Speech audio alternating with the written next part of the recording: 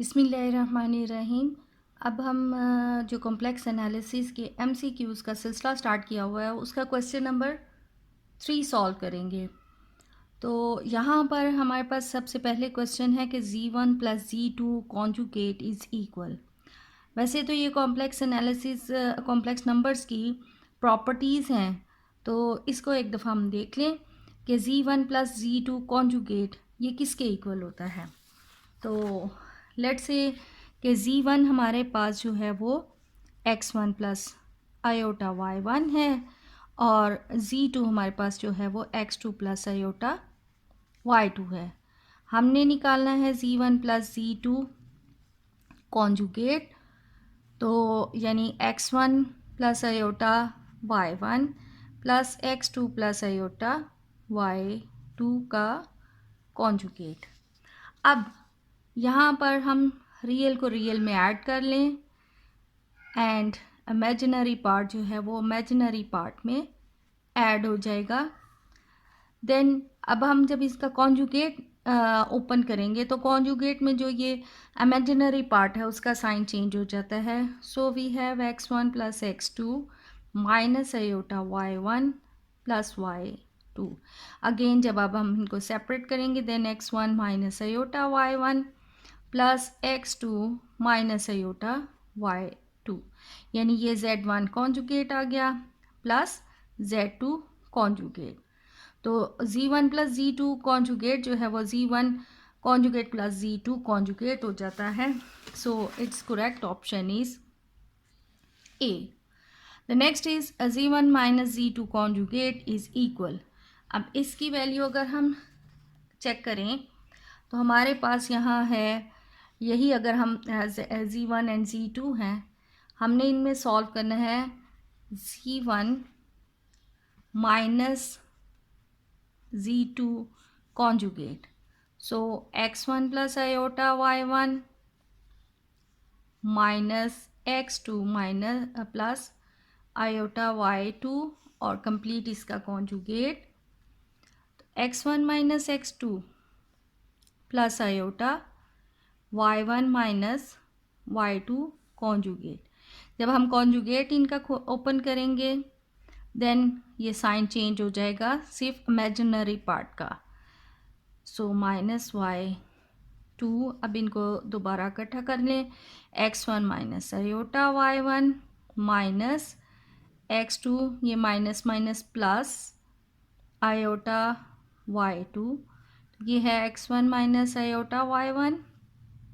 अगर हम इसमें से माइनस कॉमन लें तो ये बन जाता है x2 माइनस आयोटा y2, यानी ये z1 का कॉन्जुगेट आ गया माइनस z2 का conjugate. So the correct option is, जब ये हमारे पास z1 माइनस z2 कॉन्जुगेट है तो ये हमारे पास बनता है z1 माइनस z2 कॉन्जुगेट। इसी तरह अगर z1 z2 कॉन्जुगेट इनकी हम मल्टीप्लिकेशन करें तो हमारे पास ये z1 z2 कॉन्जुगेट, यानी z1 का कॉन्जुगेट z2 का conjugate. The correct option is B.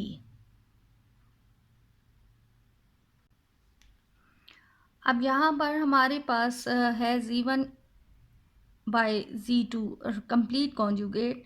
तो ये कॉम्प्लेक्स की प्रॉपर्टीज़ और इसको अगर जैसा हमने x1 plus iota y1 substitute किया है उस तरह भी अगर देख लिया जाए तो ये हमारे पास z1 conjugate divided by z2 conjugate के इक्वल आता है। z1 z2 प्रोडक्ट और उसका मॉडुलस अगर लिया जाए तो ये z1 मॉडुलस z2 मॉडुलस के ही इक्वल आता है। अब यहाँ पर मॉडुलस ऑफ माइनस जी दिया हुआ है। मॉडुलस का मतलब है कि उसकी पॉजिटिव वैल्यू। सो ये नेगेटिव साइन से फ़र्क नहीं पड़ता, यानी ये माइनस जी का वही मॉडुलस आता है जो हमारे पास जी का मॉडुलस है, क्योंकि मॉडुलस हमारे पास जो उसका फॉर्मूला है वो जी का आ जाता है modulus of x square plus y square. तो अगर ये माइनस जी भी होगा तो उसका भी मॉडुलस जो है वो यही कैलकुलेट होगा x square plus y square. तो माइनस जी का मॉडुलस और जी का मॉडुलस दोनों इक्वल हैं। The next is Z1/Z2 complete का मॉडुलस जो है वो Z1 mod divided by Z2 mod आ जाता है। अब नेक्स्ट है कि Z1 प्लस Z2 कॉन्जुगेट। तो ये जो दो कॉम्प्लेक्स नंबर्स हैं उनका मॉडुलस वो अलग अलग कॉम्प्लेक्स नंबर से हमेशा लेस होता है, यानी ये वाली टर्म जो है ये लेस होगी, less than Z1 conjugate plus Z2 conjugate. So correct option इसमें बी है। इसी तरह अब यहाँ पर अगर Z1 माइनस Z2 कॉन्जुगेट किया जाए तो यहाँ पर ये देखें कि Z1 हमारे पास है Z1 मॉड, अगर इसको हम प्लस और माइनस Z2 मॉड लिख लें तो ये हमारे पास जो है ये इस रूल के मुताबिक less than equal to Z1 conjugate plus minus of Z2 bar, और ये इक्वल आता है Z1 mod plus Z2 mod के। तो ये हमारे पास जो है वो less equal to B part आ जाएगा। अब नेक्स्ट हमारे पास यहाँ है रियल ऑफ जी और उसका मॉडुलस।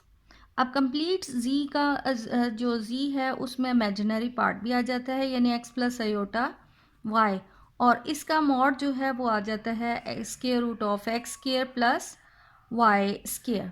तो यहाँ पर सिर्फ रियल पार्ट है जो जी उसका मॉड है, यानी इसमें हमारे पास सिर्फ जो है वो एक्स का मॉड आ जाएगा। तो ऑब्वियसली एक्स सिर्फ एक्स का मॉड जो है, यानी कि ये हमारे पास इसका सिर्फ रियल पार्ट है तो ये एक्स ही आता है। तो ऑब्वियसली जो एक्स है और यहाँ पर चूँकि इमेजिनरी पार्ट का भी है तो ऑब्वियसली है ये जी जो है वो हमारे पास उसकी वैल्यू जो है वो बड़ी होगी। अब यहाँ पर ये लेस इक्वल टू का साइन आएगा, क्योंकि अगर हमारे पास जी में सिर्फ रियल पार्ट ही इन्वॉल्व है, यानी कोई इसका इमेजिनरी पार्ट नहीं है, तो फिर इक्वालिटी आती है। अगर इमेजिनरी पार्ट है तो ये जी मॉड जो है वो ग्रेटर हो जाता है। तो करेक्ट ऑप्शन इसमें बी बनती है। The next is imaginary part का मॉडुलस है। अब ये सेम ऊपर वाली ही आर्गूमेंट आ जाएगी इसके लिए भी कि यहाँ पर सिर्फ रियल पार्ट है, तो ये रियल पार्ट का मॉड जो है वो जी मॉड से हमेशा लेस होता है। लेकिन अगर वही बात कि अगर जी में हमारे पास सिर्फ इमेजिनरी पार्ट है तो फिर ये जो है इक्वालिटी आती है, इसलिए इसकी करेक्ट ऑप्शन बी है। नेक्स्ट इज इफ ए के एलिमेंट्स हैं ए एंड बी और बी के एलिमेंट्स हैं 2 3 4, तो देन ए क्रॉस बी यानी ए कार्टेशियन बी हमारे पास क्या वैल्यू आ जाएगी। इसमें जाहिर है ए पहले है और बी बाद में है, तो ए का जो हम ऑर्डर लिखेंगे वो ए के एलिमेंट आएंगे और सेकंड ऑर्डर जो है वो सेकंड जो वैल्यू होगी वो उस ऑर्डर में बी की आएगी। यानी कि यहाँ पर इसके जो एलिमेंट्स होंगे ए एंड 2 आ जाता है, A3 आएगा और A4 आएगा, B2 B3 एंड B4 आता है। तो A2 A3 A4 B2 B3 and B4 ये करेक्ट ऑप्शन है। तो यहाँ जो ये 1 वाली लिखी हुई है A एंड A, तो ये गलत है, क्योंकि इसका फर्स्ट एलिमेंट तो A, फर्स्ट एलिमेंट हमने B का लेना होता है और वो A नहीं है, इसलिए ये रॉन्ग है। इसी तरह यहाँ पर A2 A3 A4 ठीक है, B2 B3 एंड B लिख दिया गया है, जबकि ये गलत है, क्योंकि इसका मतलब ये है कि जो फर्स्ट एलिमेंट है वो तो A का ही होगा और सेकंड एलिमेंट जो है वो B का है, जबकि B के पास तो स्मॉल b की वैल्यू है ही नहीं। द नेक्स्ट इज के number of elements of A 4 हैं and number of elements of B जो हैं वो 7 हैं, तो इनके कार्टेशियन में कितने होंगे वो इनका प्रोडक्ट होता है, यानी 4 7s are 28, तो कार्टेशियन में हमारे पास टोटल 4 7s are 28 आ जाएंगे। जिस तरह यहाँ पर एग्जांपल को देखा जाए तो यहाँ इसके हमारे पास NA एलिमेंट जो हैं वो 2 हैं, NA हमारे पास जो हैं वो 2 हैं और NB हमारे पास जो हैं वो 3 हैं।